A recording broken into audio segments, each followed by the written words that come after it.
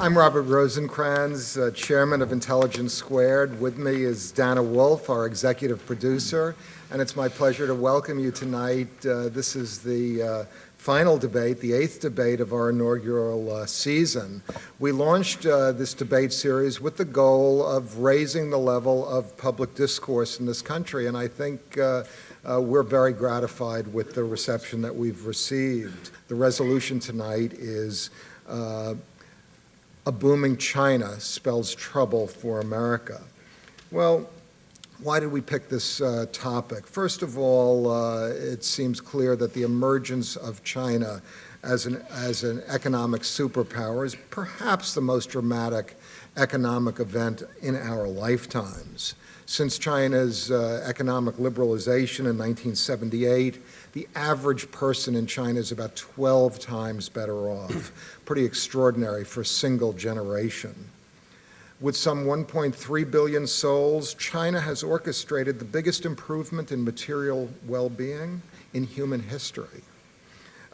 Chinese imports provide about $1,000 in increased purchasing power for the average American family. It's become the fastest growing market for U.S. exports, a very exciting set of investment opportunities for U.S. business.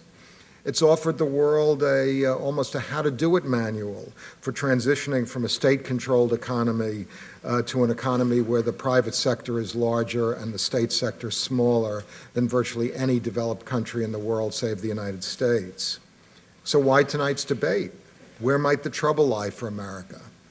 Well, perhaps it's in our $230 billion trade deficit.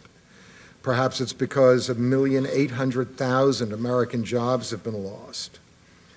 Perhaps it's because China's appetite for raw materials, natural resources, has pushed it toward very close relationships with countries like Iran. Interestingly, this debate does not fall along traditional ideological lines. My perhaps list energizes the anti-globalization left as well as security hawks on the right.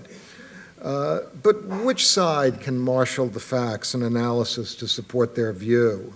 Well, we have an exceptionally strong panel this evening. Our moderator is British journalist James Harding, who since last year has been business and city editor of the Times of London, our media sponsor. And prior to this, James was with the Financial Times, serving as Washington bureau chief, media editor, and prior thereto as correspondent in China, where he opened the Shanghai office, or Shanghai bureau, I should say. And it's now my pleasure to pass the evening on to James.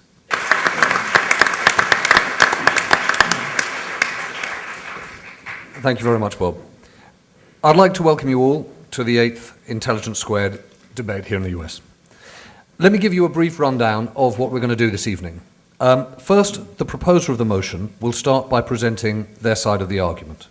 The opposition will follow, and then each person will get a maximum of 8 minutes, and we will go back and forth from one side to the other. Second, when all 6 speakers are finished with their opening remarks, I will open up the floor to brief questions from the audience. Third, when the Q&A is complete, each debater will make a final statement lasting not more than 2 minutes per person. And fourth, after the closing statement is made, you'll vote on tonight's motion. Now, let me introduce the panel to you. For the motion, firstly, we have Bill Gertz, who's the defense and national security reporter for the Washington Times, an author and a Fox News analyst.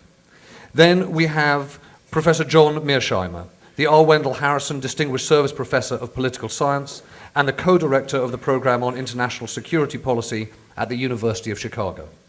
And finally, Michael Pillsbury, consultant to the Office of the U.S. Secretary of Defense on future planning issues and advisor to the Pentagon on Asian affairs and long-term defense planning. Against the motion, there's the founder and chairman and chief executive of McGregor and Company, an author, and the former chief executive of Dow Jones in China, James McGregor.